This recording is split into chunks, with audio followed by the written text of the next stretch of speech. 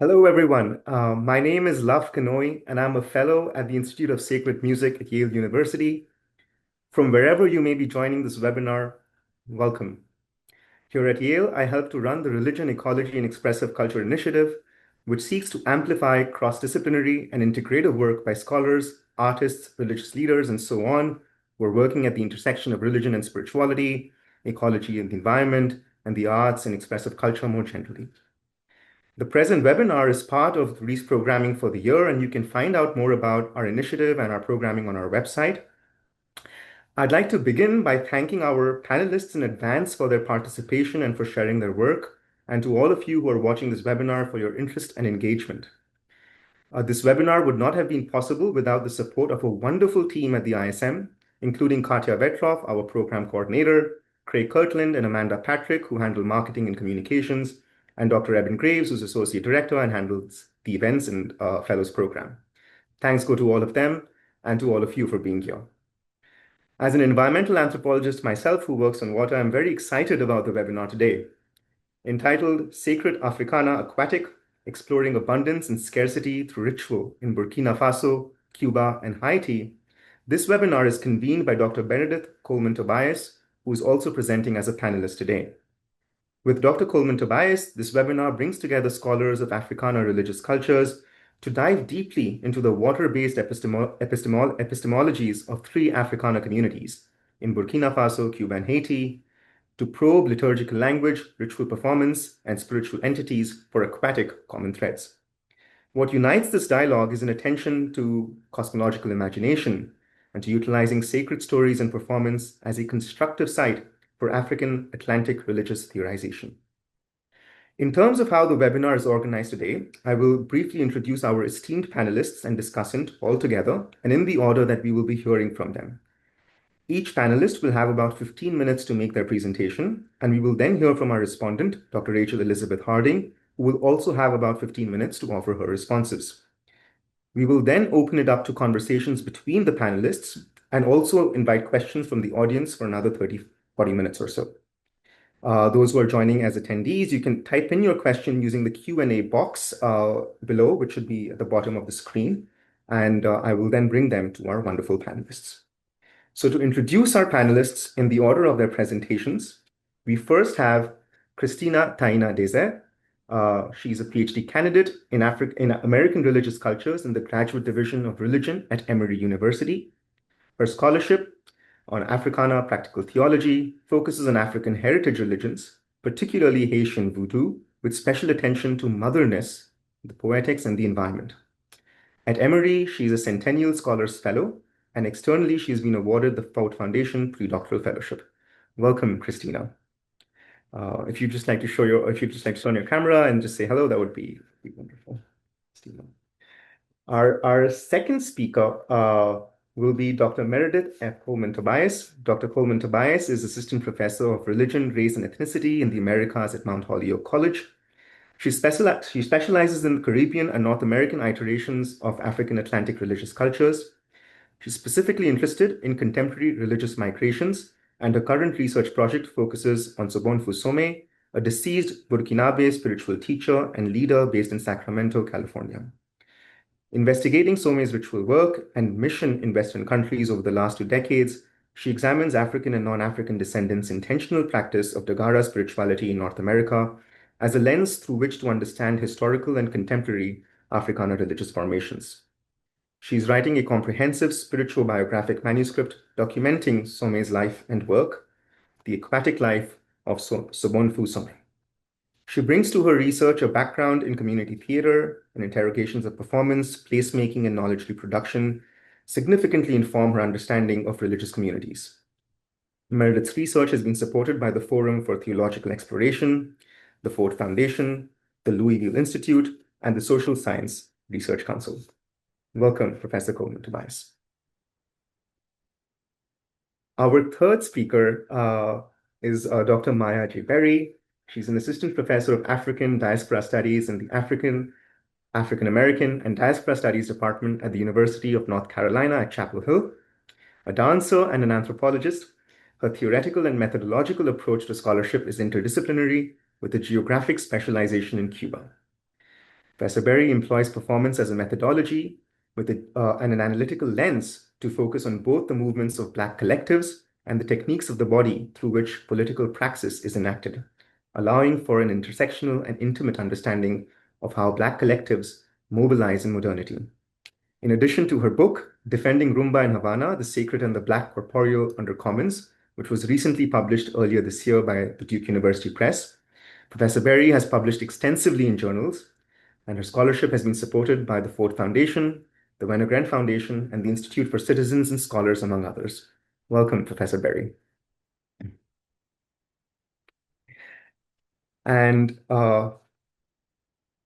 once these speakers have made their presentation, we will hear from Professor Rachel Elizabeth Harding, who will respond to these three presentations. Professor Harding is a native of Georgia, a writer, historian, and poet. She's a specialist in religions of the Afro-Atlantic diaspora and studies the relationship between religion, creativity, and social justice activism in cross-cultural perspective. Professor Harding is author of A Refuge in Thunder, Candomblé and Alternative Spaces of Blackness, which was published by the Indiana University Press, as well as numerous poems and essays. Her second book, Remnants, a Memoir of Spirit, Activism, and Mothering, published by the Duke University Press in 2015, combines her own writings with those of her mother, Rosemary Freeman Harding, on the role of compassion and spirituality in African American social justice organizing. Professor Harding co-directs the Veterans of Hope Project, a community initiative on religion, creativity, and inclusive democracy, and is Associate Professor of Indigenous Spiritual Traditions Emerita in the Department of Ethnic Studies at the University of Colorado Denver. Welcome, Professor Harding. So that's our wonderful lineup for this evening. Welcome to all of you once again. And to our viewers, a reminder that you can type in your questions using the Q&A box at the bottom of the screen. I should say you don't have to wait until the formal Q&A part of the webinar begins, and you can type in your questions as the presentations are ongoing, and we can then bring them to our wonderful panelists at the appropriate time. So thank you very much once again for being here, and I'll pass on the torch to Christina for her presentation. Over to you, Christina. Thank you, love. My presentation is titled Going en bas de l'eau, and en bas de l'eau is a Creole term meaning underneath the water. It is a scholar's response to a mother's love and lament. So I began. Behold, the mother is gesturing to the hold, the birth canal. Like the middle passage, the birth canal, a passageway from the womb to a new world, has disfigured Black maternity to turn the womb into a factory producing Blackness as abjection. So says Christina Sharp. The hold, the slave ship hold, is a womb that produces Blackness. Blackness as abjection, the transformation from human to cargo, from Africans to easily disposable property.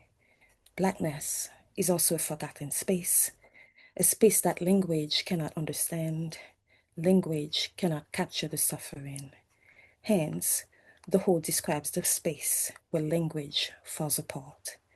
In this space, a new language must be learned, the language of the hold, the language of violence. A dark-skinned woman dressed in white from head to toe, my mother recalls when we lay in the story. In Haiti, one often dresses that way, a white headscarf and a long white dress, when attending a voodoo dance. But on the television screen, the woman whose name is unknown to me was publicly grieving the murder of her 3 sons. My mother remembers, with a hand on her cheek, this grieving mother kept repeating, mm, mm, mm. It is as if shocked and disoriented, she could not give voice to the unspeakable. She was no longer a mother. State agents killed her 3 sons.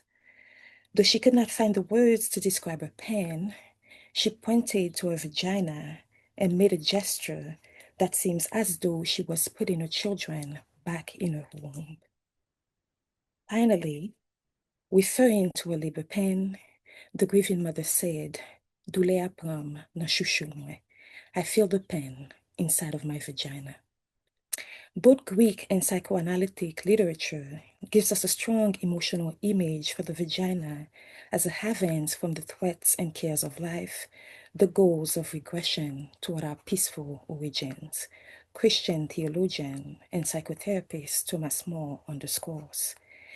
If the vagina is a representation of a sanctuary, a safe and peaceful home in a violent world, what of the Black maternal? What would home and beginnings mean for the Black mother and her children?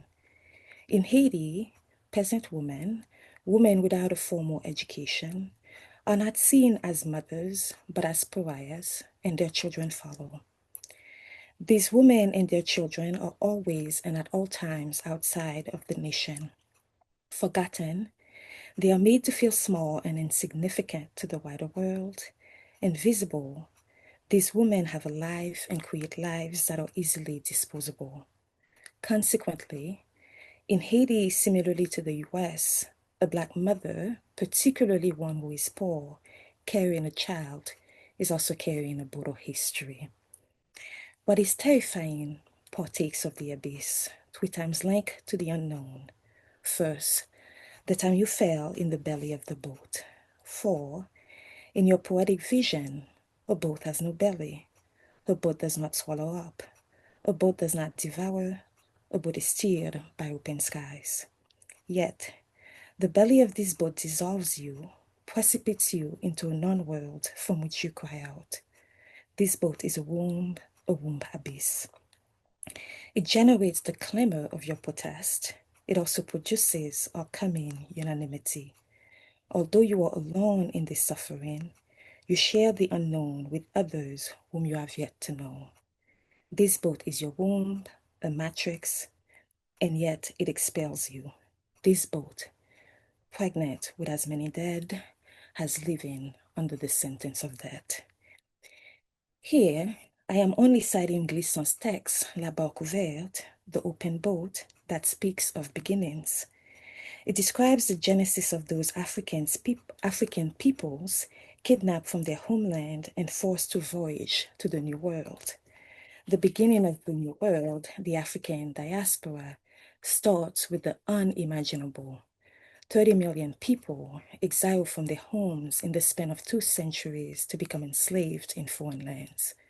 As such, familial and cultural ties weakened, languages lost, the unspeakable, the unimaginable, the terrifying that Glisson recalls is du gouffre, French for the word abyss. The abyss is expressed in 3 different forms. The first, the hold of the sheep. The second abyss, Glisson underlines, is the bottom of the ocean. This metamorphosis remembers those thrown overboard, still in chain. Since few of us has experienced this form of exile in bondage, and none of us alive today bore witness to such horror, we cannot speak about it. Yet, at the same time, we cannot not speak about it. We cannot, should not, erase history. If we were to bring to the surface the unspeakable, who then can speak? Perhaps the third abyss give us a hint. After all, the third abyss speaks of the trauma of the Middle Passage, a trauma that is felt from one generation to another. If the womb returns us to the beginning, what are the afterlives of a violent beginning? It is a story within a story, so slippery at the edges that one wonders when and where it started and whether it will ever end. Michel Wolf-Trouillot describes. The slippage that we encounter in the quest to remember and recount a traumatic history can be explained by the fact that the past does not exist independently from the present. There is no such thing as a fixed past that only memory can retrieve. The past bleeds into the present. In other words, the past, or more accurately, pastness, is a position. From the position of the hold, Black mothers in Haiti, just as in the US, who have been transformed into cargo, pass down their non-status, their non-beingness from one generation to the next. So, I wonder, what is a scholar to do who does not want to perpetuate the language of the hold? To be clear, I'm wondering, how do we as scholars write in a way that responds to the groaning and the moaning of the mother of Black women and yet does not commit further violence? How do we write and analyze stories about losses, even if in fragments? How do we respect the life, the full humanity of a person, and not represent them as disembodied voices? How do we write about death while granting life to the ones who died, especially when so much of their stories we do not know? If Glisson draws attention to the belly of the boat as womb, Moore describes the womb, the mother's womb, as the originating sea in which life is born. How can the womb be a source of life when it begins in a history of victimization, oppression, and extraction? Here, I want to repeat Glisson's words. Inasmuch as the boat generates fear and protest, the boat also produces our coming unanimity.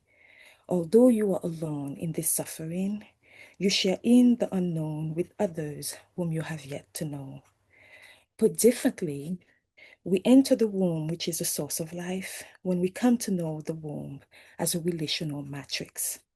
It is to know ourselves as person in relation, an I that calls for an us because we are always in relation.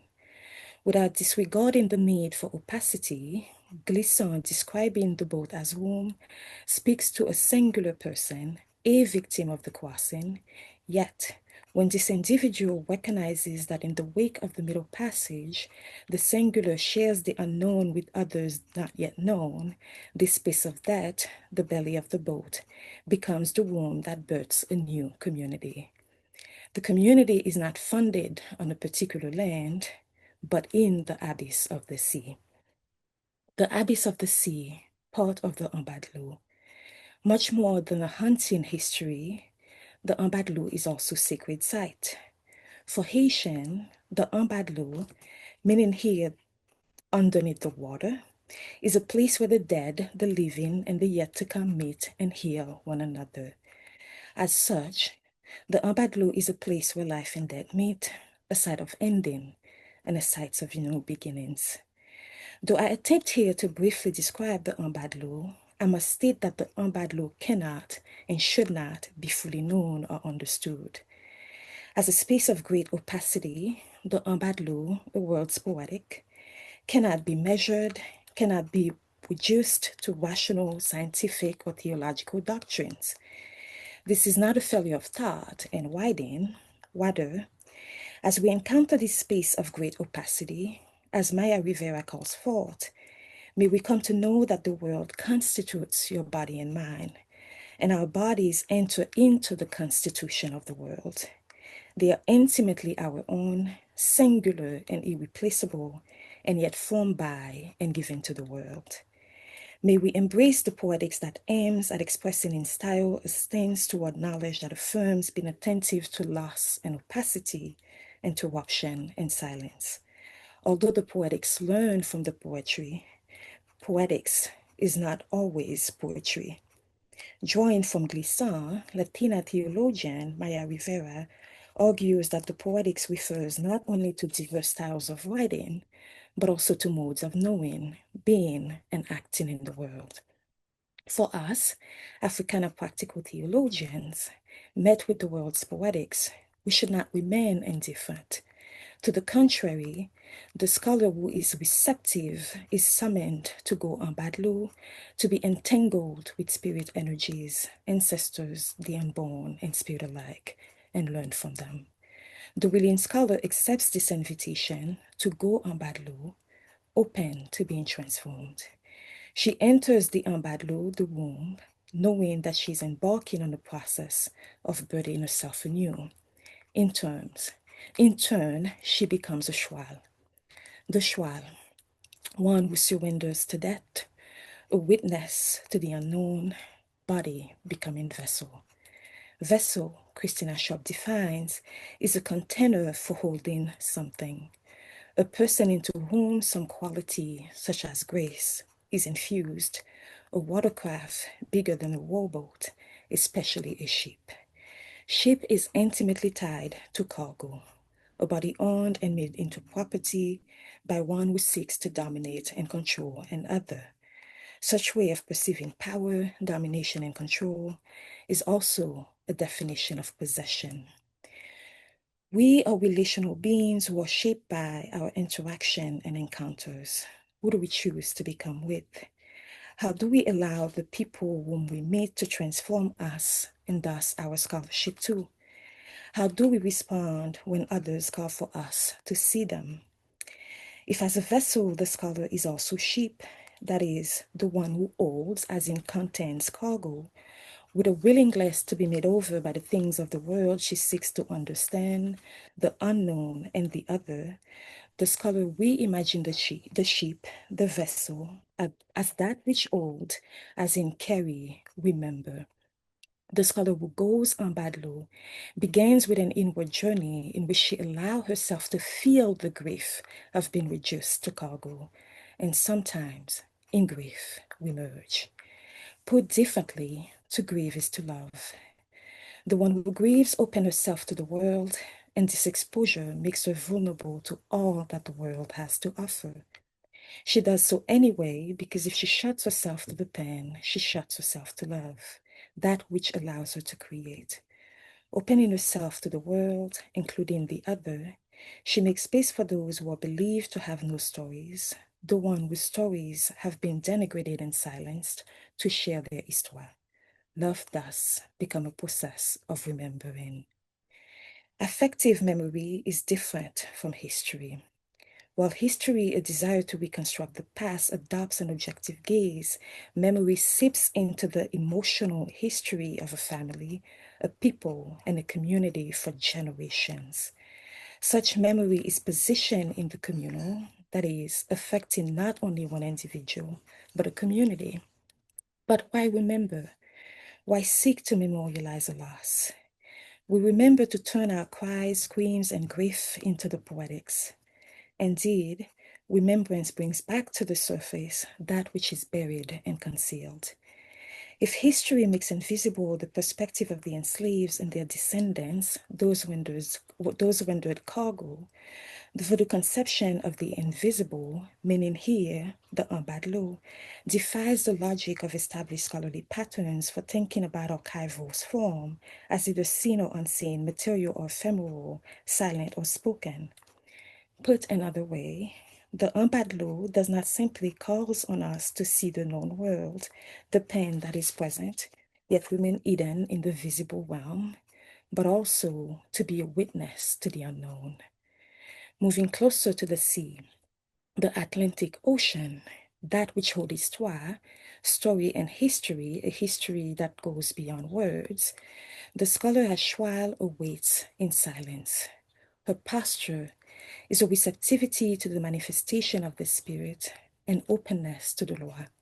The law, a presence that protects and guides as she voyages toward the unknown. Thus, if in the Western imagination becoming with spirit is perceived as possession and therefore violent, those who serve the loi do not use the term. Rather, for the serviteurs, servants of the loi, the term choual alludes to being mounted, that is, with consent, the experience of being entered, inhabited, and seized by his spirit. Responding to the mother's grief, I went on Badlo. There, I met Frida, the goddess of love, the one who grieves deeply. She claimed me as her own. Like her, she calls me to perform a labor of love.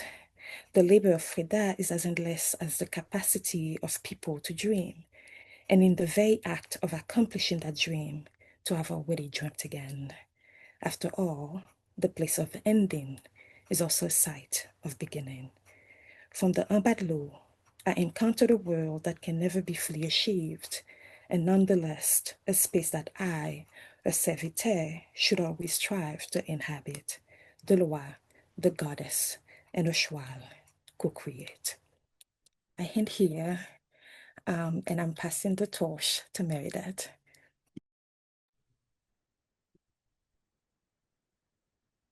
Thank you, Christina. and good evening to everyone gathered in this webinar. Many thanks to Lav, Katya, and the entire ISM staff. And a big thank you to my colleagues who are gathered in this webinar panel.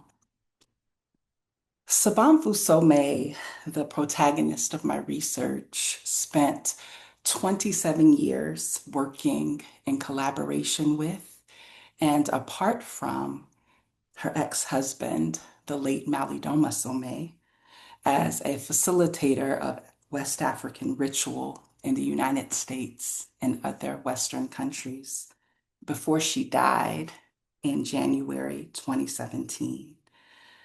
Somé's work championed the spiritual knowledge of her Burkina Faso home and her language group, the Dagara, as instructive for Westerners.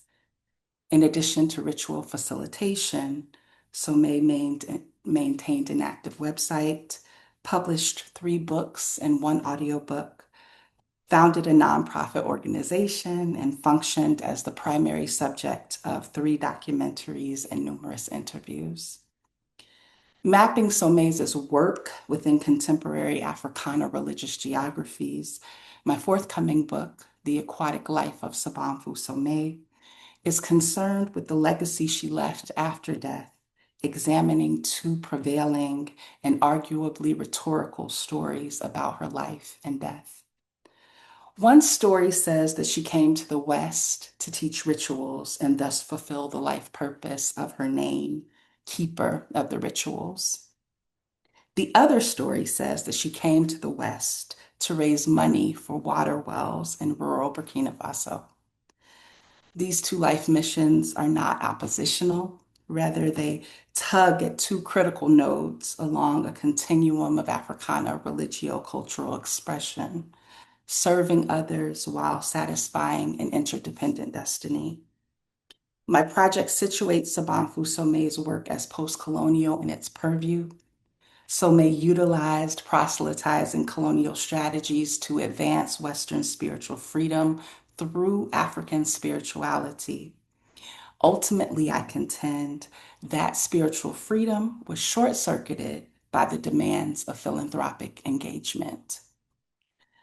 This thought project is for people like me who are scholar practitioners, have been compelled by Sabanfu Somé's work, and actually would like to join the project of helping rural Burkina Faso persons access better water. The spiritual and water-based teachings that both Somés offered can be more generatively linked to Sabanfu Somé's charitable giving project, and that's what this construction seeks to do. If do-good Americans can better appreciate the intra-Africana figure Mami Wata, then I think more long-term, people-powered, and innovative solutions can be wrought that are not simply well digging. So this evening, I will first assess the potential for a key entity in Dagara sacred community, Sa, to be absorbed within the complex phenomenon of Mami Wata. And then I will discuss the implications of this particular Mami Wata continuum for the legacy of Sabanfu Somé's American fundraising for water wells in rural Burkina Faso. This intra-Africana comparative move, I will argue, speaks to the issue of water scarcity in rural Burkina Faso for concerned Americans. Potable water for rural Burkina Faso people, I hope, can be interpreted as an abundant material byproduct of the cosmological construction that I am doing. In the healing wisdom of Africa, finding life purpose through nature, ritual, and community, Malidoma Somé elaborates on water within Dagara cosmology. According to this text, water is one of the 5 main properties of the Dagara creation story and the African medicine wheel, which Somé describes as a symbolic representation of the relationships between the 5 elements that form the cosmos. Somé's text explains, earth is at the center and touches all of the elements. Water is in the north, opposite fire in the south, mineral lies in the west, and nature is in the east. I think that this story teaches us more about the ways that Malidoma and Sabanfu taught being Dagara, as opposed to being representative of contemporary Dagara ways of knowing. In other words, their Dagara philosophy was always an act of translation, finding words and concepts that could function as a proxy for rural Burkina Faso access. The medicine wheel was one such heuristic device, and in this way was its own successful interpretive speech act. My argument is not that the Sommets were charlatans, but rather that their medicine wheel was created in a West-facing way as a teaching tool. The Dagara medicine wheel is a twice appropriated object that is used to explain Dagara philosophical concepts, which is employed in turn by Westerners to better understand themselves. Perhaps the medicine wheel is best understood as what Dagara indigenous practice came to mean to the Americans who practice it. Given the centrality of water fundraising after the death of both Sommets, I am pivoting to another Dagara water story that I think has more purchase for their legacy. Instead of the central but balanced role that all water plays in the Dagara medicine wheel that the Sommets taught, in Dagara cosmology, rain is the chief conceptualization. Rain is defined ontologically by its life-giving power and reproductive capacity. Instead of viewing water as existing at the center of a wheel of elements, the most compelling view of water that I have come across is that of rain as a person in the domestic sphere. This is a space-based argument linked to the fact that the Dagara are a desert-based nomadic people. It is not just the existence of groundwater, but rather the activity of rain that is a chief focus of Dagara sacred order. Most adjacent West African religious cultures locate water's power in the earth's visible horizontal bodies of water, as opposed to the dynamic, kinetic, and vertical nature of rain that disappears into the ground and becomes groundwater until a technology like a well comes and fetches it. However, when you live in an arid desert, rain and groundwater are the water spirits, not lakes and rivers as coastal West African cosmologies ascribe. Thus, the Dagara and other nomadic desert-based people require a different point of emphasis. Rain and groundwater come to the people and as such should be revered. To talk about water in the Dagara context is to talk about rain, and rain is vitally important to hoe farming, the primary way rural Dagara organize their lives.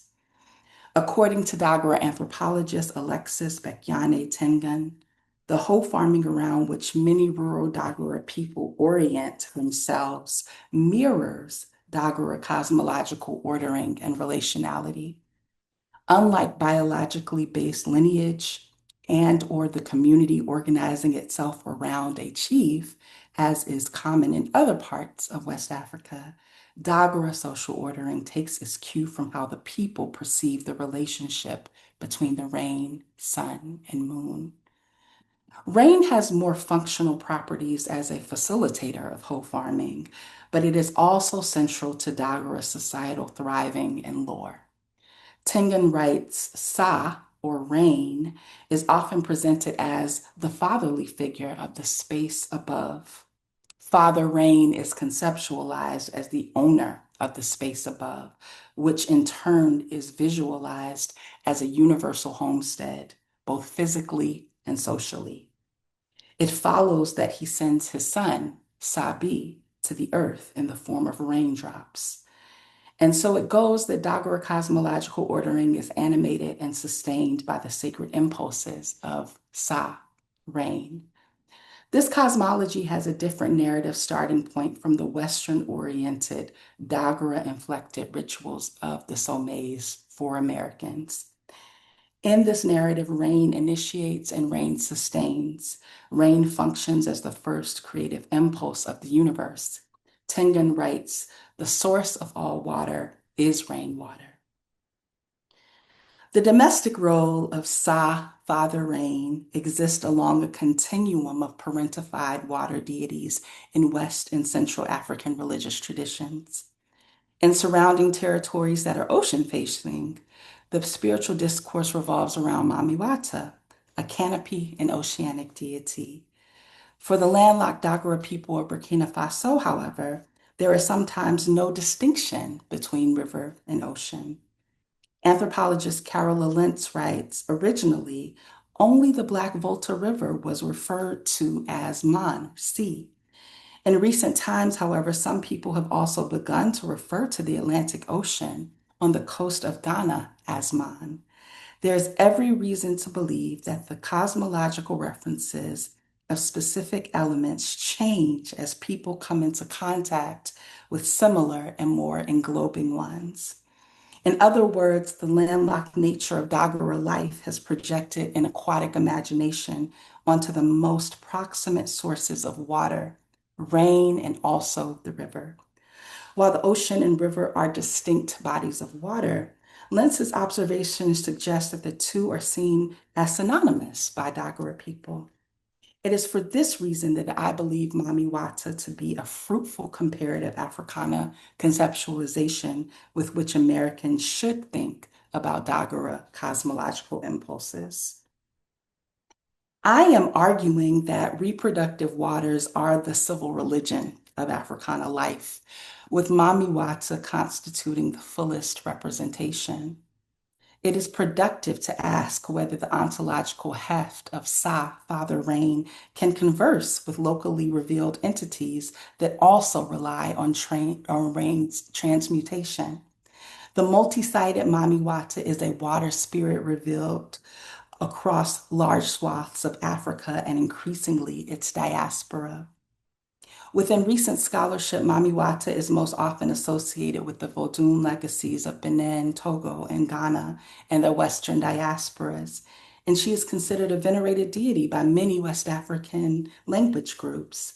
She's a traveling idea that speaks to the importance of water spirits in all of these adjacent cosmologies.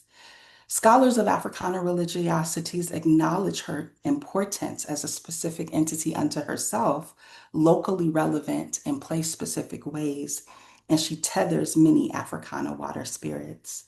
As historian Ross Michael Brown aptly notes, if you want to understand West and Central African heritage traditions, you have to speak mermaid.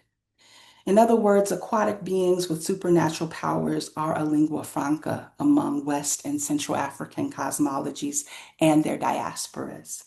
Independently of what water spirits are called, the presence of such figures form a link between distinct language groups and a cosmologically familiar entity.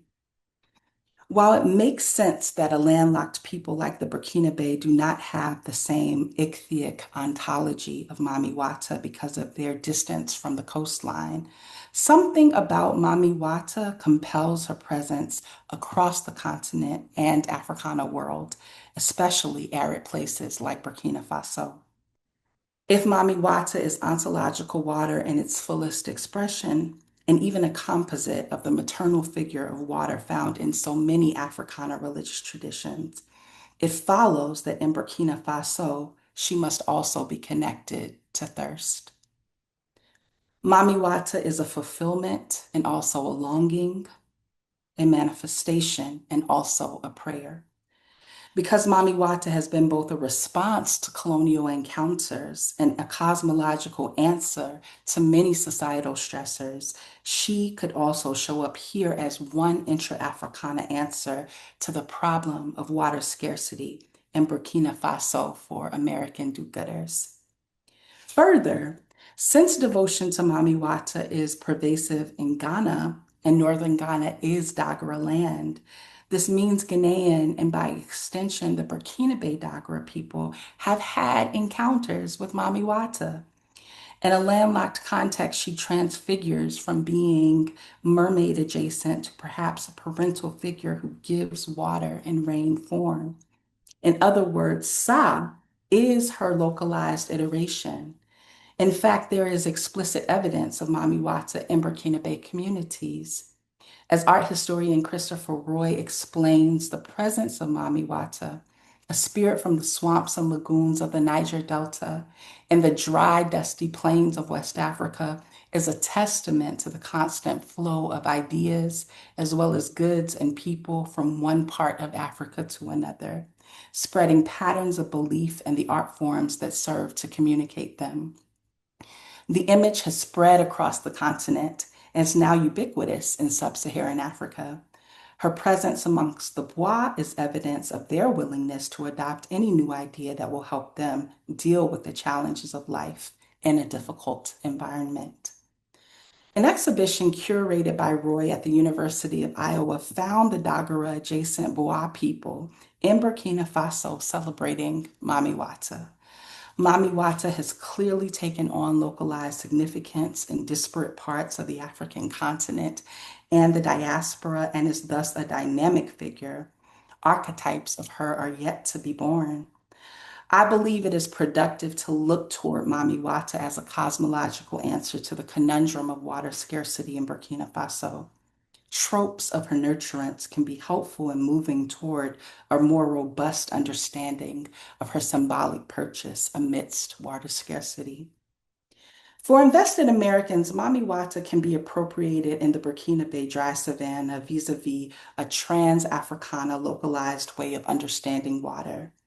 The personage of Sa, Father Rain, head of household, can become cosmologized as a more local iteration of Mami Wata, a maternal and dynamic energy that bursts forth with the power to give life. The stories of Sa have been sufficient for the Dagara on their own terms, but in linking the Dagara Sa to the trans-Africana Mami Wata figure, Sa, as head of household, has the possibility of taking on the reproductive capacity that we see in other iterations of Mami Wata, understanding her fertility, womb, reproduction, and a wealth of other resources, including that of water. For devotees, Mami Wata has the communal capacity to bring potable water to rural Burkina Faso people. Rainwater is not immediately drinkable, but neither is ocean water, Mami Wata's traditional provenance. However, taken together, Sa, as interpreted through Mami Wata, creates the conditions for potable groundwater, which is what the Burkina Faso rural life actually needs. Given the hybrid nature of Mami Wata in many Africana contexts and the fact that she has emerged as a response to European colonial encounters, art historian Henry Droll and others are apt to argue that her chief function is responding to these stressors. The lack of rain and accompanying aridity compound an ongoing Burkina Faso social and post-colonial stressor. Sa, rendered here as Mami Wata, uses their volition to speak to this ongoing stressor. Together, they carry the symbolic power to imagine more abundant water circuits, ones that rely on intra-community sharing, circular financial models like Susu's, and otherwise innovations beyond the 501c3. In contrast to the Edic medicine wheel, Mami Wata is an emic West African hermeneutic to understand the nature of Dagara water spirits, the generic category Sabanfu Somé taught to her American followers. In a place where Mami Wata is not indigenous in the first comer sense of the word, she has come to be what anthropologist Diana Burnett coins a migrant indigent, a purveyor of migrant indigeneity. Mami Wata means something vital because of what she represents, a promise that has not yet been fulfilled.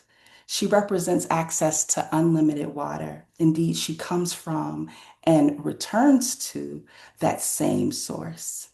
People beseech Mami Wata because they want something from her. Because she is a hybrid or panoply of multiple water spirits, we can use her as an interpretive schema for what's happening in Burkina Faso around water, extending her personage from rain to groundwater, the most available sacred aquatic entities to which the landlocked Dagara have access. Sa's capacity as a localized iteration of Mami Wata functions here as a mobile prayer, answered. Mami Wata encompasses rain, groundwater, river, and ocean, a much more fertile abundance of places from which the Dagara can procure water. Because another 501c3 will not save rural Burkina Faso or any other place where water scarcity is a death-dealing issue. The data shows that. When others have heard this argument, they've asked me, one, why can't Sa do this on his own? And two, what's the purchase of bringing Mami Wata into the picture?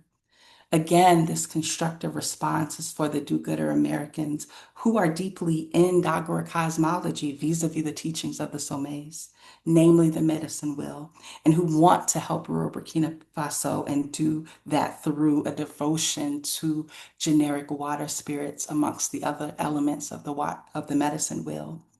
Leaning into the familial model of the Dagara and surrounding language groups, I think is more generative for invested Americans to innovate unlikely familial and communal solutions to sustainable help for people who struggle with water access.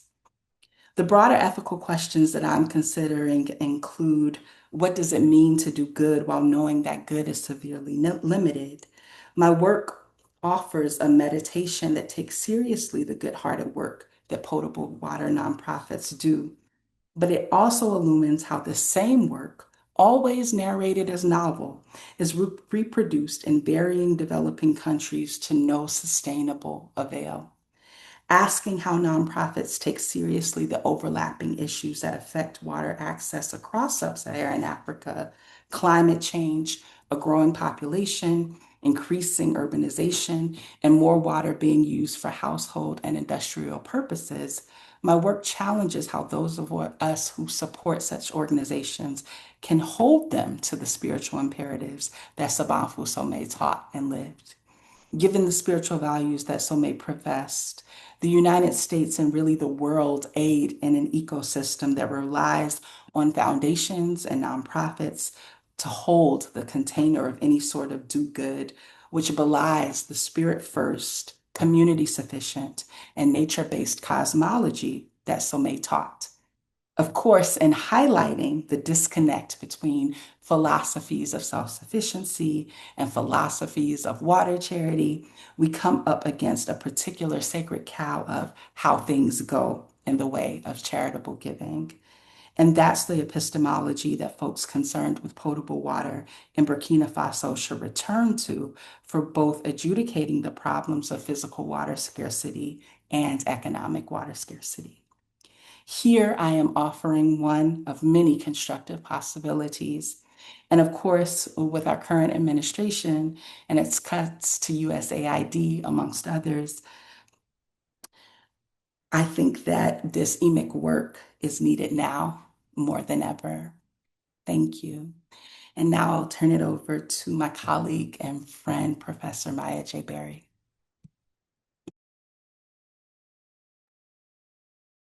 Thank you so much, Dr. Coleman Tobias. And thank you for gathering us and to all the panelists and to ISM.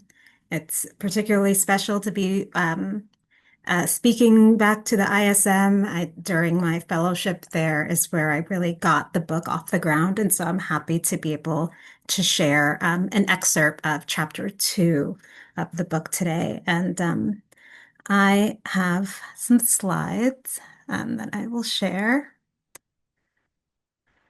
to get me started. Okay. And the pictures that I'm showing on the slides are from a film that a documentary film that I'm going to be talking about in the paper. In a neighborhood in the outskirts of Havana, Cuba, the French filmmakers asked to do an interview with Jenny in the altar room adjacent to where the drumming for Oshun was taking place. Jenny was dressed in full Oshun regalia, the same one I had seen her wear on stage when performing in the professional folkloric dance ensemble with whom I partnered for my ethnographic research from 2012 to 2018. Oshun is the Yoruba divinity of fresh water, syncretized with the patron saint of Cuba, our Virgin Lady of Charity, in response to Catholic colonial rule during slavery. The properties of rivers lend themselves to Oshun's association with fertility, abundance, and beauty. Although people of any race and gender can wear Oshun's crown, which is to be initiated as an Oshun priest or priestess, the divinity is often depicted in Cuban Lukumi religious iconography as a mulata, a mixed race woman. The Jezebel figure, with its own hagiography in Cuban popular culture in the wake of chattel slavery, thus facilitating associations between the nation of Cuba, Oshun, and racialized hypersexual femininity. Jenny's father, a priest of Oshun, was celebrating his anniversary of priesthood initiation that day, so the altar room was already set up for the occasion. The elaborate fabrics and food offerings in the altar room of their home, decorated from floor to ceiling, made for a great backdrop for the documentary project's subject of focus. Cuba, the flavor of the Caribbean, would become one part in a 5-part film series by the French director called Les Chemins de la Beauté, The Roots of Beauty, covering, quote, the art of seduction and feminine beauty around the world. Come, you could learn something, Jenny insisted to me on the phone the day before. She always encouraged me to go to drum ceremonies to study how the Orisha divinities manifest on earth and bring that understanding to my own dancing. She was currently training me in the dances of Oshun in our classes. While I was usually prohibited from filming drum ceremonies at her house, this time Jenny encouraged me to come prepared with my camera, since it was, in her words, not real. When I arrived, I saw that I was one of a slew of people she had recruited for the simulation. Some I had met before at ceremonies as members of her blood or stone family, which means family by birth or by an initiation. While typical for living room furniture to be removed to create space for embodied worship in the cramped domestic spaces where lukumi ceremonies are commonly held, today everyone brought their cell phones to take pictures of Jenny and themselves on a movie set of their own creation. Jenny entered the living room from the kitchen in full stage makeup with a big smile. She donned the elaborate costume reserved for when she performed Oshun on large proscenium stages, something made possible through the Cuban Revolution's institutionalization of this particular repertoire of working-class Black popular culture as national patrimony. The stark contrast of seeing her activate this level of stage presence in the intimacy of her own home was jarring for me. But the film director was loving it. The director gave quick commands to his cameraman to get shots of all the attendees gathered around the living room in a circle as Jenny danced in the center in front of a double set of bata drums. Remembering her expectation that I learned something that day, I drew my focus to her dancing. After being drilled on these very rhythm sequences and songs in our class, I was proud that I could perceive her execution of complex choreography in step with the percussion. She skillfully danced around the cameraman and the director's erratic movements, adjusting her steps as the camera circled around her in the tight space. All this while maintaining a smooth effort quality grounded by the never-ceasing pulse in her torso. However, the crowd of people filming the filming with their cell phones, creating their own souvenir of being in a movie, visibly irritated the director. No photos, no photos, the director yelled over the drums and motioned for us to put away our cameras immediately. Our phones in the frame were exposing the scene's constructedness for his camera, breaking the tacit agreement that everyone present would play their part in performing Cuba as, according to the film's eventual opening narration, a place out of time and out of fashion. At that very moment, Jenny delivered an embellished laugh, Oshun's signature expression of sweetness, and also one of her tools to quell conflict. Mouth and eyes wide, her laugh incited everyone to laugh in kind, even if nervously at first.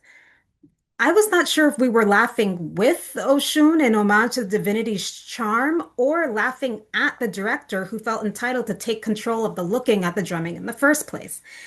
In any case, dancing Oshun, Jenny's affectation of levity expertly diffused the mounting tension between the filmmakers and the attendees and allowed the show to go on. What happened next did not entirely make the final cut. She asked me to stay close as the film crew entered the altar room for the interview. Aware that I was also fluent in French, she asked me to translate for her what the Frenchmen were saying between each other. The director started by asking her in Spanish to tell him who or what Oshun is. Still in character, Jenny responded coquettishly. Oshun is the patron saint of Cuba and the divinity of feminine sensuality and eros. He nodded with satisfaction at her response. Then he asked her to characterize Cuban femininity. In the same sweet voice, she responded, "When are you going to pay me? I want my money," never breaking her flirtatious smile. Her sister, who had been sitting to her side, adjusting the fan of the costume skirt across the altar, broke out in laughter. Jenny delivered the same affectatious laugh as before. This time, a tinge of dark humor came through unequivocally. The director, again visibly irritated, waited in silence for the moment to pass. The camera kept rolling in awkward silence. Then she looked straight at me. "Translate me," she ordered. I knew he had heard her the first time. Perhaps she knew it too, but I dutifully obliged. Oshun veut son argent. Oshun wants her money. The director shot me a piercing, dirty look and shooed me off with his hand as if I were a pesky fly, yet another nuisance, disrupting the shoot, out of place and out of line. Still in character as Oshun, Jenny began a monologue. Just like in many countries, we have highs and lows, but it's about having lots of love, passion, and lots of sensuality. Like Oshun, we must always smile. She can be committing murder, and as she kills you, she stays smiling, like I'm smiling at you now. See? She narrated the mechanics of her divinely inspired performance as a learned behavior that strategically disarms her assailant. Oshun teaches us that you must don a feminine charm, a charisma, even when you're hungry, exhausted, and ridden with grief. No matter how bad things are, you must always maintain a resplendent and graceful expression on your face and in your mannerism. She performed the mannerisms as she described them. You must always wear a flirtatious smile.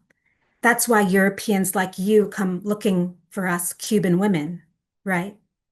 Oshun retorted. Beautiful, like me, a mulata. She smiled and stuck out her tongue to punctuate the end of her monologue, then broke out in another laugh drawn out for emphasis. In all the years I had known Jenny, she had always self-identified as negra, black, and proudly so. Her choice to self-identify as a mulata, a mixed-race woman in that moment, situated her squarely as the rightful representative subject of the film director's attention. Playing that role came at a cost, and it was time to pay up. I'm not sure if the Frenchman knew that the ceremony was staged or not. However close the camera might have zoomed in, the film's focus and framing would obscure or deliberately edit out the lesson Jenny sought to teach him that day about the force of how the force of colonial desire shaped the social roles available to her in his eyes. She revealed her self-conscious performance of happiness and sensuality in the face of scarcity, signature tropes of tropicalism, a kind of Orientalism applied to Caribbean islands and other countries in Latin America with large Black populations. Far from tragic, her racialized gender performance commented on mulataje, or mixed racedness, as a choreography of identity, or what Melissa Blanco Borelli calls mulata hypnosis. And hips, referring to the kind of focus of attention for men as they're watching this hyper-sexualized, racialized body. And how it's adopted strategically for a particular kind of recognition, and in this case, demanding a particular kind of compensation. Years later, she burned me a personal copy of the documentary, released in 2013. The opening scene starts in a typical fashion for foreign films about Cuba. A Havana street scene showing the panoramic view of the bay, then the hustle and bustle of the city and old cars from the 50s, and finally zeroing in on women walking, standing, or sitting as ornaments of a nostalgic landscape. The narrator acts as a guide for the viewer, describing the scene as one of carefree suffering. Quote, Cuba is a place out of time and out of fashion with a disconcerting tranquility. No advertisements. Here we find the most beautiful women of the Caribbean, end quote. Christina Wirtz has argued that this figuration of Cuba relies on the naturalization of a colonial imaginary of Blackness as anachronistic, perpetually in the past. Cuban women's smiles are framed as representing the extent of the country's bewildering joie de vivre. Their sex drive, we are later told in the documentary, is a byproduct of the hot tropical environment. Double entendres linking women to animals are woven throughout. Suddenly, the sound of drums creeps in over the cityscape, and we move from the street to a close-up of a laughing Black woman's face in thick makeup. The camera pans to the others in the room, also Black, laughing along, as the woman dances to the drums in an elaborate yellow costume. The viewer is led to believe that they are witnessing a religious ceremony for Oshun in someone's home. The filmmakers are making good on their promise to provide a behind-the-scenes view of this exotic, forbidden, wild island. This scene of insider access to private ritual would anchor the documentary's theory about Cuba, the tropical woman, and the tropical islands' innate openness to other forms of penetration, a raw sensual surplus that must derive from Africa. On the movie screen, Jenny's Oshun performance will corroborate that Cuban femininity tastes like a dancing mulata, hot, inviting the male gaze into the intimacy of her home and body. She is Cuba.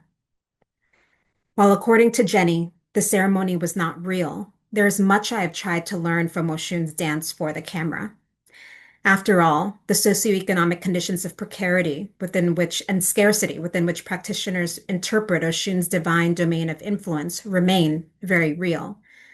During my fieldwork, I bore witness to how this Black worshiping community endeavored to sustain itself during the rollout of economic forms that were regarded as progress from the perspective of the US government under Obama, or perfection from the perspective of the Cuban Communist Party, but felt like regression in terms of quality of life for Black and poor Cubans on the ground.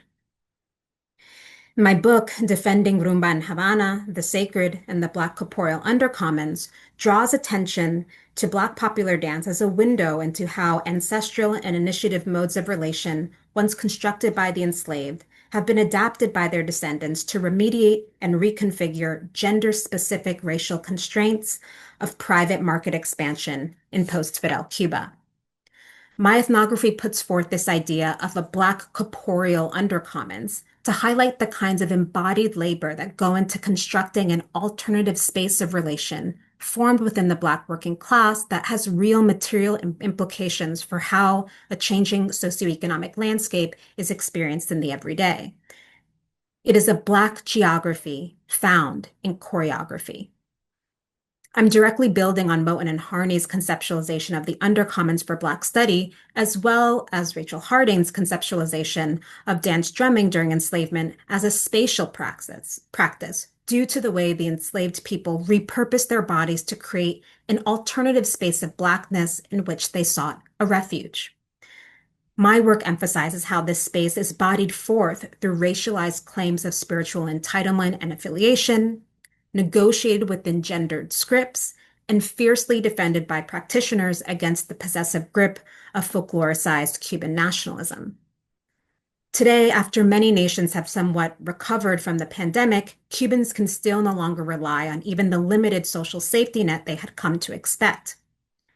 Foods like milk and bread, basic goods like soap, toilet paper, medicines like ibuprofen or antibiotics, or perhaps the most devastating in the past years, most recent years, basic services like electricity are scarce.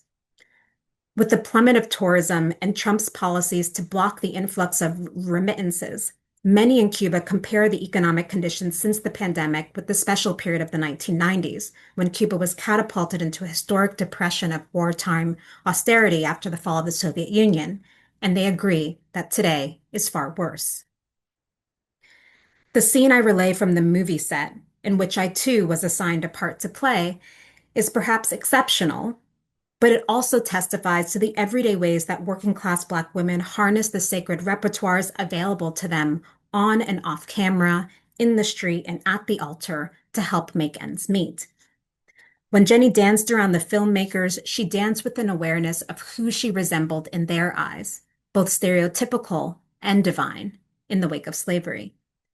Only through Oshun's gestural corpus was she able to hold up a mirror with the power to deflect the internalization of the mulatta trope and still use that trope to insist upon her due compensation. Oshun's allure was the creative source for her to set her own scene within a storyline she did not choose.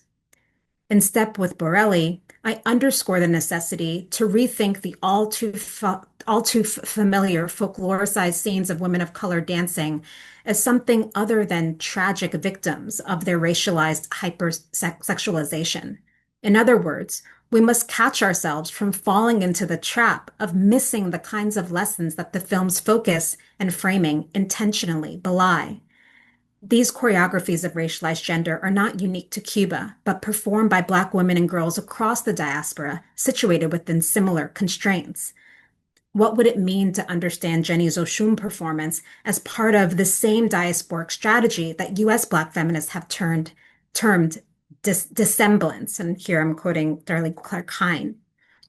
And by that, I mean the ability to convey a sense of openness that strategically protects the sanctity of an inner psychic space within the ever-present threat of sexual violence. Thinking with Black feminism alongside dance frames of analysis, I consider the choreographic aptitude required of Black women always already cast in roles they did not choose, and how that aptitude is cultivated and transmitted in their dance pedagogy. Oshun's flip of the looking glass at the Frenchmen exemplify what I've described elsewhere as a Black feminist choreographic aptitude, deeply attuned to how Black women's corporeality moves within a political economy of both social constructions and divine co-presences. What better place than at Oshun's altar to rehearse the creative ways to strive for, if not abundance, then at least the protection of family while demanding more balance within man-made conditions of scarcity. And with that, I will pass it on to Dr. Harding, and I'll stop sharing my screen, or at least attempt to. Thank you.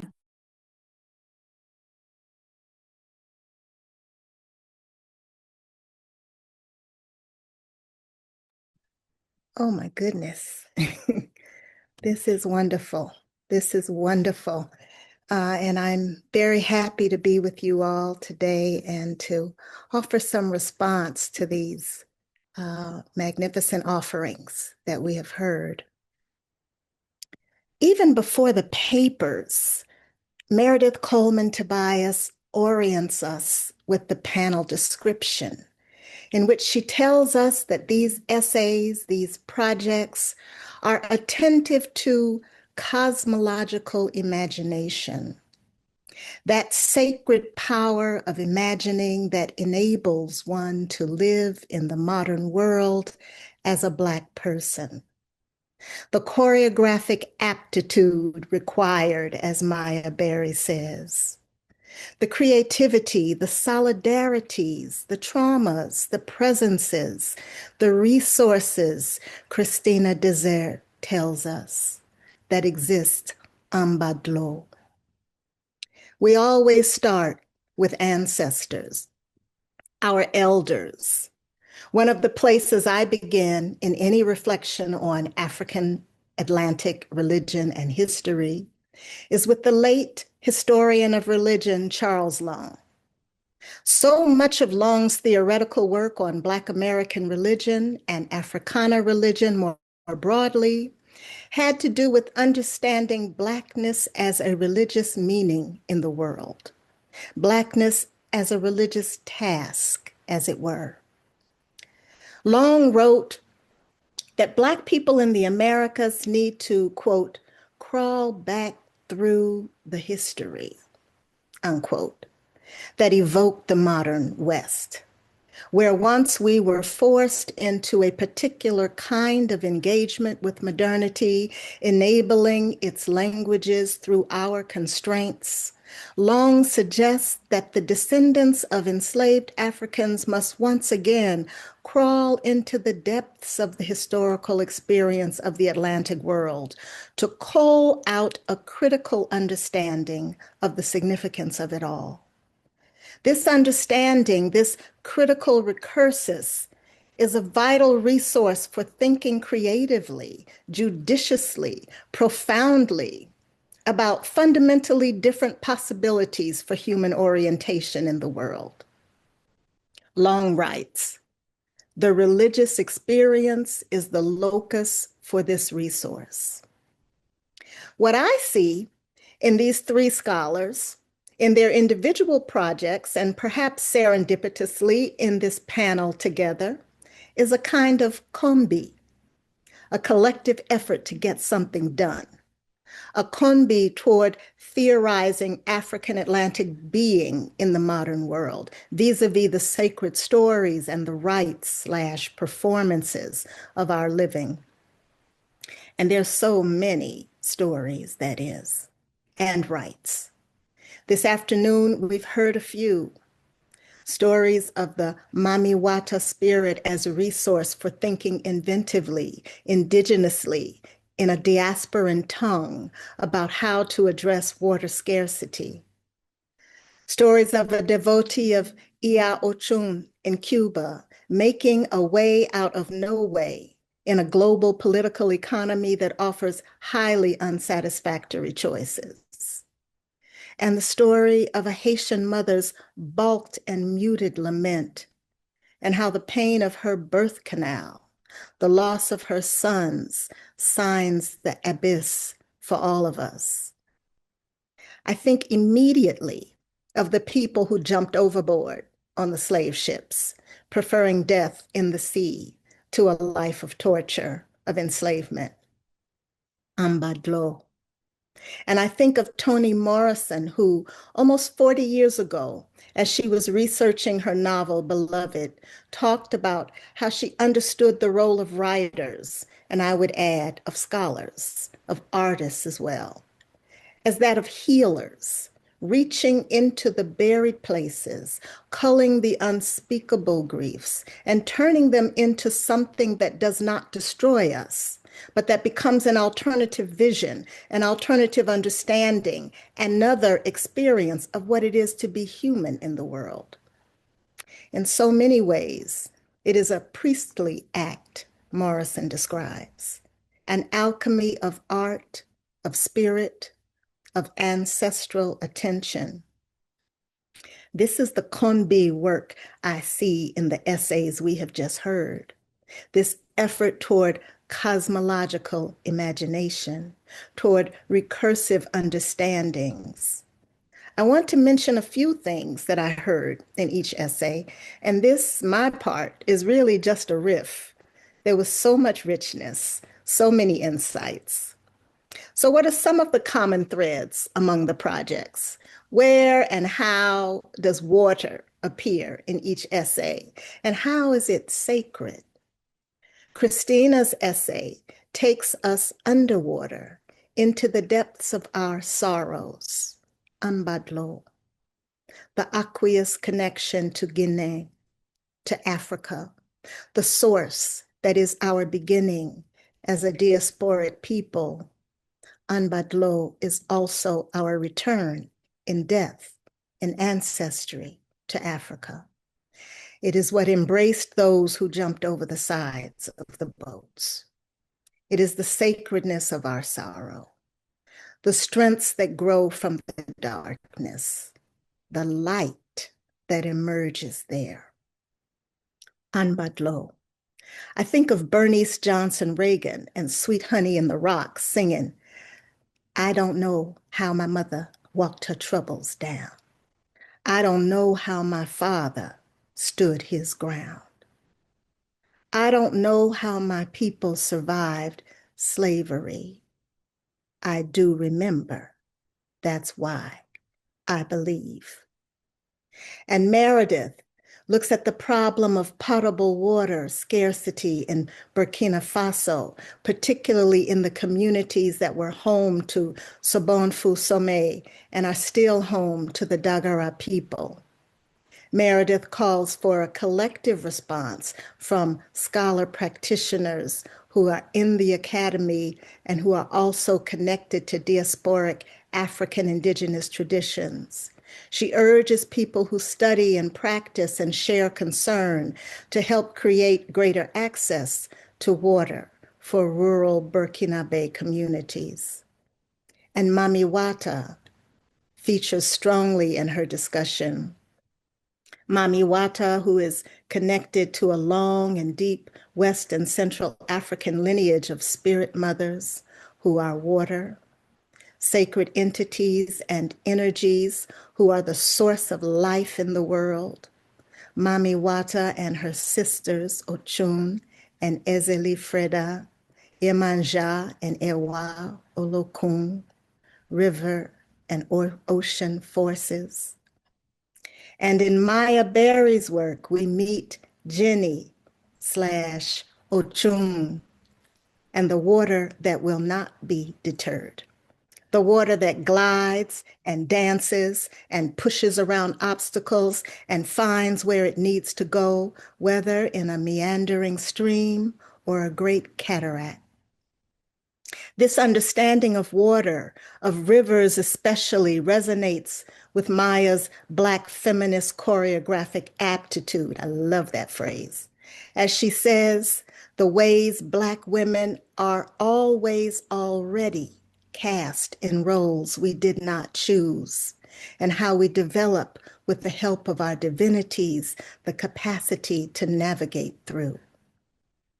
The scholars on this panel today also suggest water as history, in the way that my own father used the metaphor in his book, There is a River, to describe the longue durée of Black struggle in the Americas, and the way so many of us are immersed in that tradition.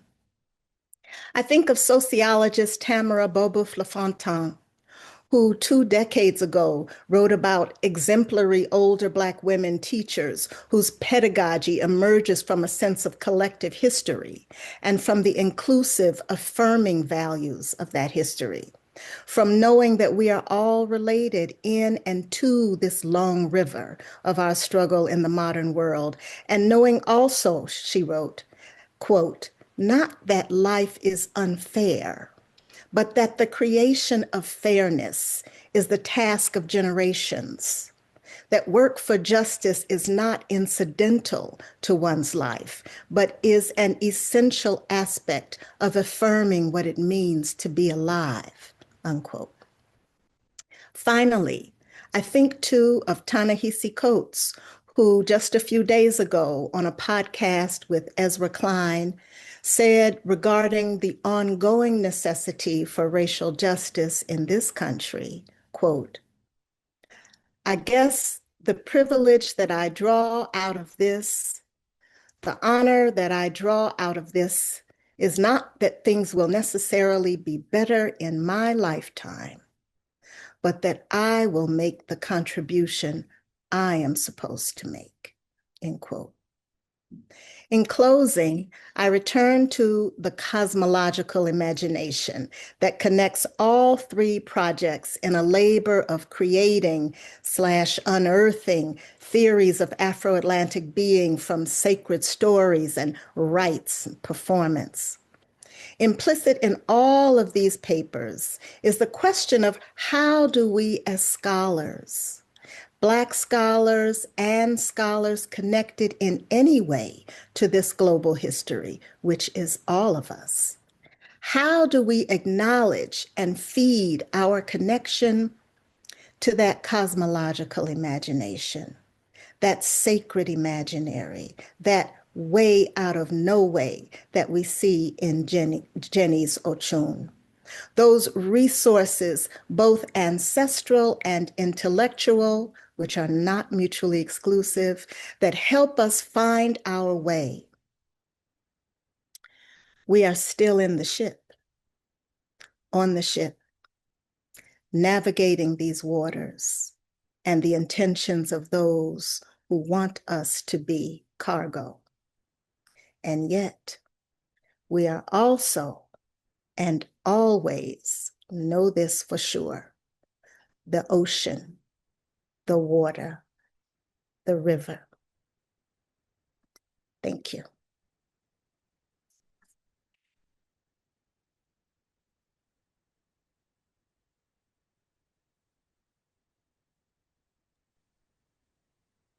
Thank you so much to our presenters and Dr. Harding for your incredible act of tying these things together and building conversation between these papers. I'd invite all the panelists to turn on their cameras and give you the opportunity first to respond to Dr. Harding's responses on your presentations, and also to give you the opportunity to speak with each other about your work before we weave in questions from the audience. And thank you.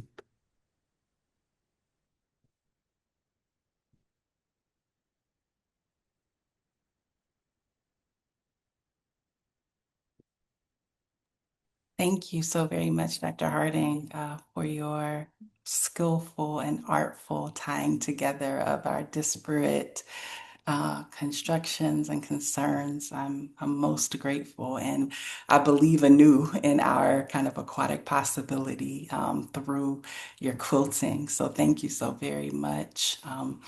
I am I'm remembering the singer theorist Bernice Johnson Regan and her and the powerful ways that she kind of shows us aesthetically that there is deep power in the kinetic, in the birth canal and its movement, in the rain that falls, and in Ochun's forward-facing performance. And so I see and I believe and I'm processing.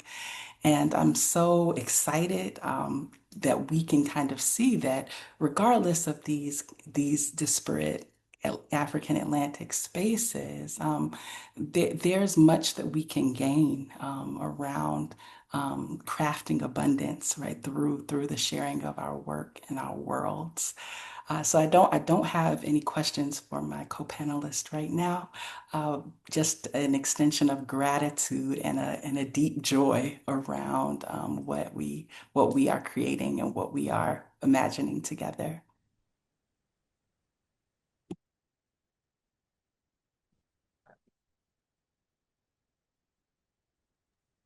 I can also just jump in with some just immediate reflections, and just first start with gratitude to Dr. Harding for bringing all of them together, and making them um, more than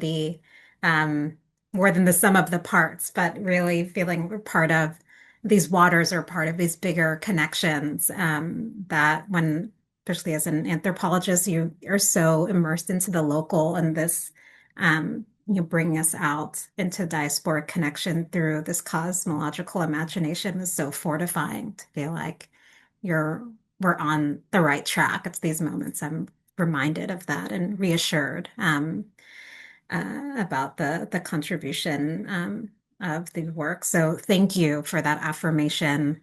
When listening to the papers myself, one of the things that was standing out to me was this tension in all the papers about a creative tension about how to utilize the um, the technologies, or how to what to make from these colonial strategies, and both having to speak as a scholar, but also for practitioners as well, speak to multiple audiences, um, and still stay kind of true to the vernacular, the creative um, teachings, but also wielding those teachings in a way that can um, speak back to different types of expectations or different constituencies at the same time, and how to stay true to both.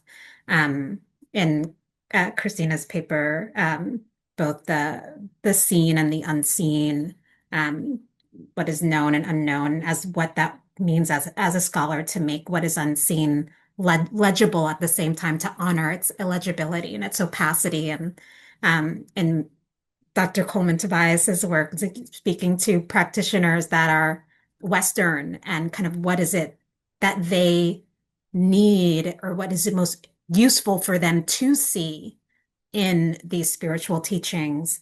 And in my work as well, this play between what can be seen by which kind of viewer, and what is for whose eyes, right? So that dynamic was something I saw kind of as a subtext through the papers, and maybe that's one that others caught as well.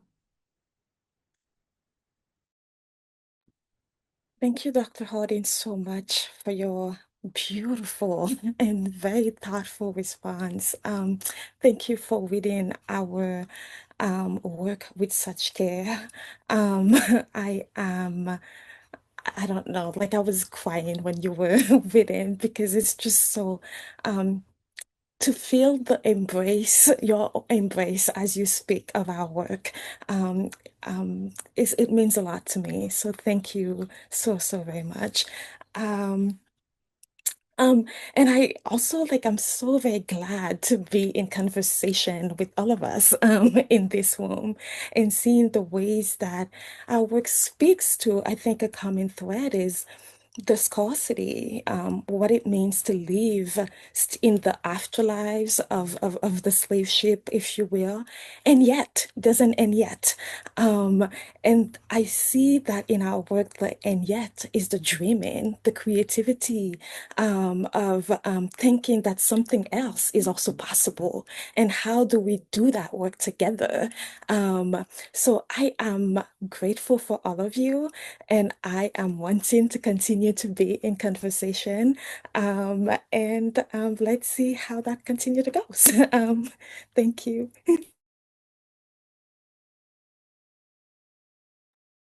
I also wanted to pick back up on one of the last comments of Dr. Harding about, and I need to write down who you're quoting, but you quoted a sociologist that said, fairness is the task of generations, um,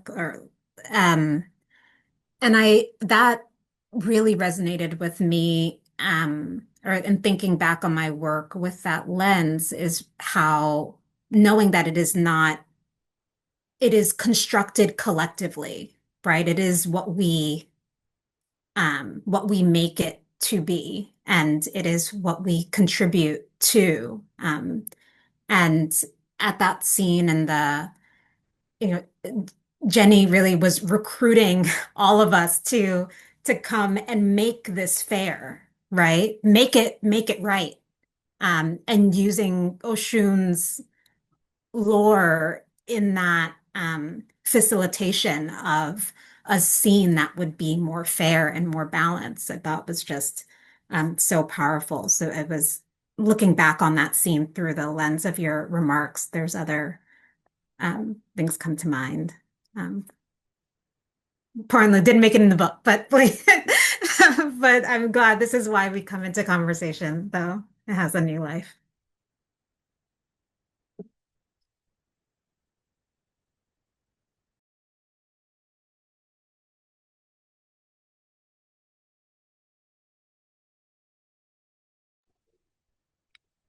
There are a few questions and comments in the chat box. The first is by Colette Eloy, and they're asking how does the twisting of time, and I think this was posted, I think, when Christina's presentation was being made, but I would encourage anyone to chime in if it resonates with you. So the question goes, how does the twisting of time keep scholars in the place of trauma and loss, as if the tangible agency all around us is inaccessible? What of the agency of voodoo philosophy that has been enacted all these centuries? And then they are saying that they would offer to pay more paid space to voodoo philosophy. Um, right here. Yeah, I um I think for me, there's two things. And they also say like there's not a scarcity of scholars writing about trauma. And I think that's true, right? And I think my response, and I want to join that conversation, and I think my work is a response to that, right? And to say that yes, it is true. Like, I do not want to deny the truth of what the Middle Passage is, and continues to be. It lives in our bodies. And I think the scholars who are writing about trauma also does that work. And my response is, but this is not only who we are. There's a bigger story that is here, right? And the bad law, I think, is one answer to that. And the bad law is just like, yes, trauma exists, but so does love. The reason that we are here, the reason that we exist is because the ancestors love us so much into existence. And if the ancestors love us so much into existence, how do we remember that love to be able to create? This is the work that I want to do, is to respond to those scholars who are writing about the afterlives of the Middle Passage, and to say that no, like I don't agree, right, that it is impossible to empathize. I don't agree that it is impossible to find each other and to create anew. My argument is we cannot erase the past, but when we remember the past in the collective, we can carry each other through it.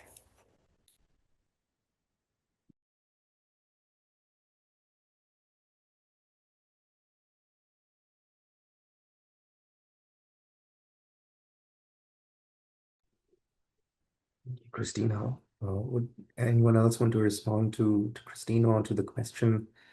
Um, um, the next comment I think was posted when Professor Berry you were presenting, and stated that the way your scholarship decolonizes the ignorance of privilege is refreshing in scholarship. Love the view your scholarship offers, and respect and love to all scholars. Thank you for the comment. Uh, there's another comment about somebody who is a researcher and practitioner based in South Africa.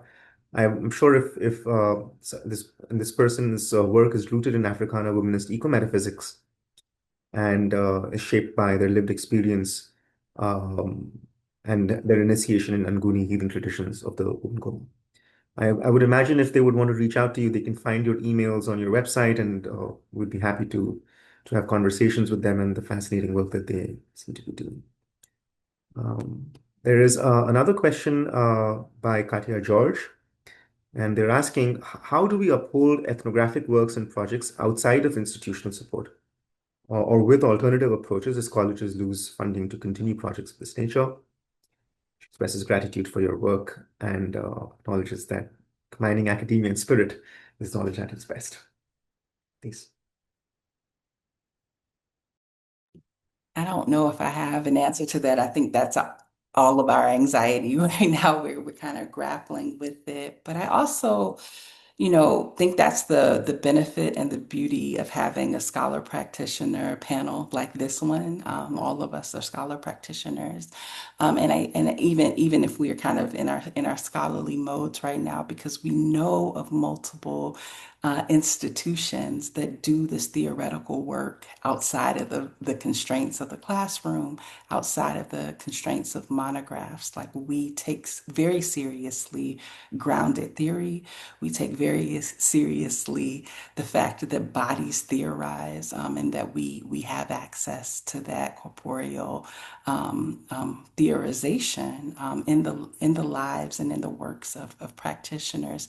Because so much of my research kind of focuses on the real I think ceiling, kind of there's an imaginative kind of ceiling around how can we fund. I kind of had this, you hear a little bit in my paper, this frustration with an imagination that can't exist out of the nonprofit complex. And certainly academic institutions are a part of that. Academic institutions are also 501(c)(3)s.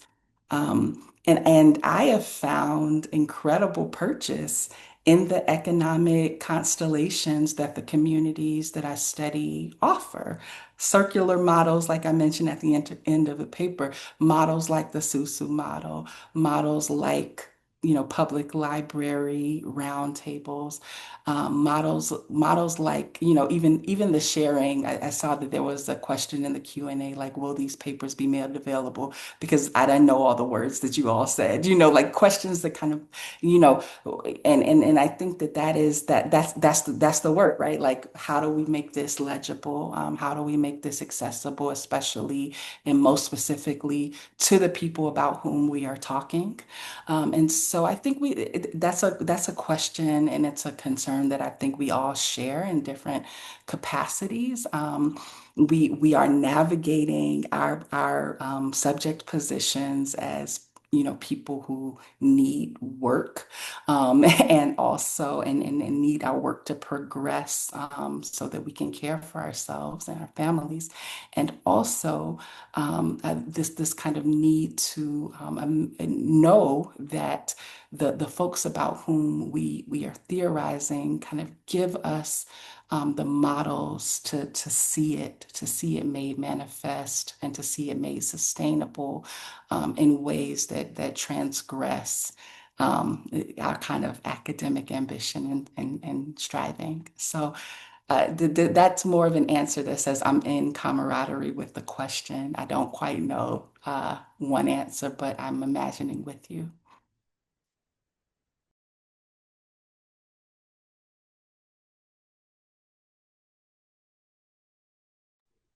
Thank you, Dr. Coleman Tobias. Would the others on the panel want to respond to the same prompt from their own different vantage points and institutional positions and experience of years in the academy and so on? So,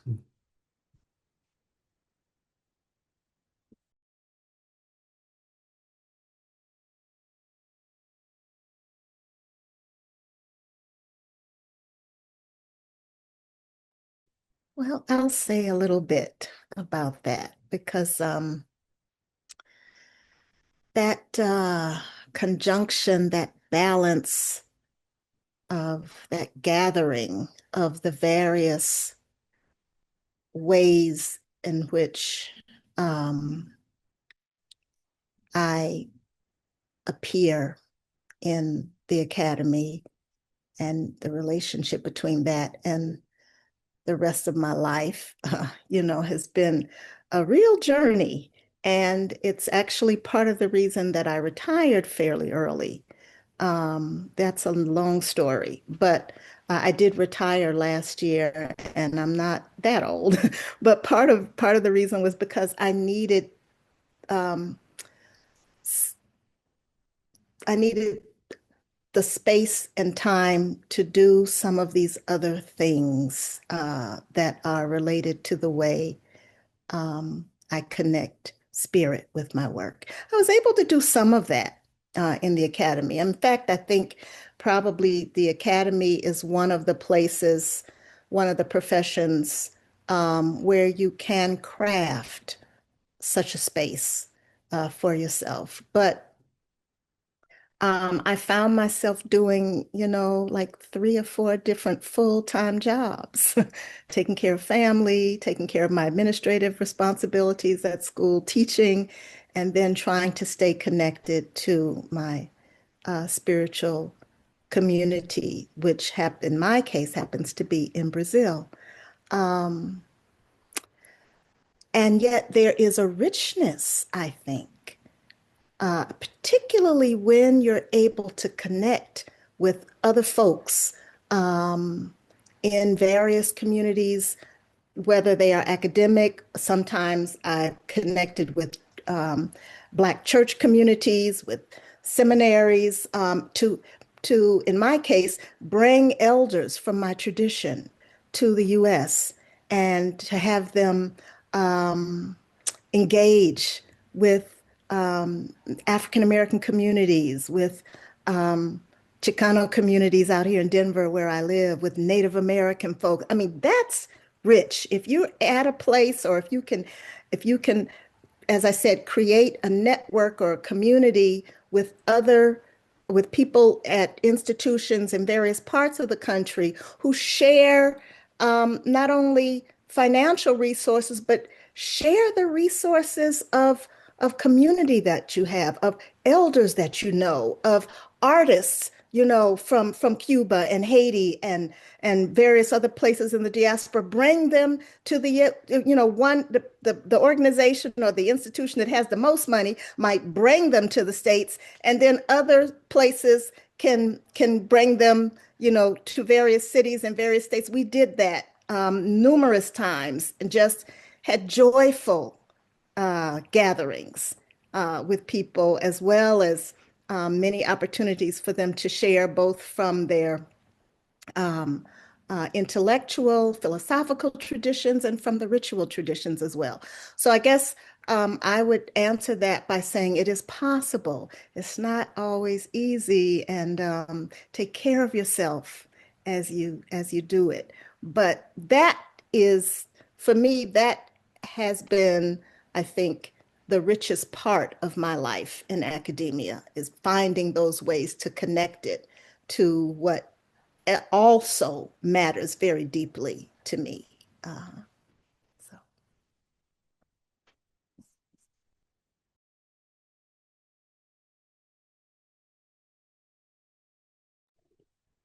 Thank you, Dr. Harding. There is someone who's commented that they are not an academic, but they're a grandmother listening at home.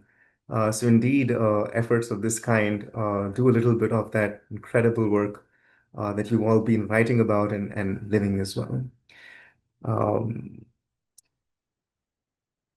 would there be any other questions between the panelists that you would want to ask There, each other? I'm sorry, Lot. There's a question from Iya Funlayo here that I'd like to answer, if Yes, possible. please. Yes, please. Thank you, my sister, for this question. The question asks um, about my thoughts on the significance of direction. And I really am grateful for that question. Here I'm thinking about, I have to quote a mentor and friend of mine, Stephen Lewis, who is the president of the Forum for Theological Exploration and also an active Dagara student. He was a student of Mali Doma Some before his passing, and last year said to me, I understand that you want to take the Dagara medicine wheel, which is the formation that I talked about, and kind of say that this is really an active translation. This isn't indigenous to. He's like, but not so fast, because I want you to take seriously a related language group's cosmogram, the Dagomba cosmogram, and the ways that that opens up possibility about north, south, east, west, and direction and relationship and possibility. And so I think that that particular suggestion has made me kind of go back to the chapter in some ways, from Lyle, to begin to work on what might this act of, like there was deep brilliance in this translation of direction through the lens that most Americans could relate to, this kind of late century medicine wheel, kind of twice appropriated from First Nations people and then again into New Age communities. And so I don't have any kind of philosophical kind of conjurings around the meanings of north, south, east, west in these cosmograms. But what I'm suggesting rather is that I think that there's value for me in kind of directional theorization by doing more intra-Africana work. And I think that intra-Africana work will help me kind of understand direction. I found that in my interviews with Sabamfu, she deeply, deeply privileged the value of the horizontal encounter. She had no time for I really wanted to talk with her about, well, the role of elders and the role of hierarchy. And please tell me about how you order a community directionally, because there's something about these spatial formations that tell us something about social formations. And she just did not want to linger there. She was very concerned with the horizontal nature of community and how that might lead us to understand community in a different way. And so I think that if I have any kind of robust answer to that question, is that I'm following that impulse and staying close to the groundwater, and allowing that to kind of be a space from which I theorize. But I think that I can answer that more fully by taking Stephen Lewis's suggestion to do more intra-Africana work that will kind of reveal more to me. And I'm sure there's much more to be said depending on the language group with which we're dealing. But those are just some first thoughts. Thank you for that question.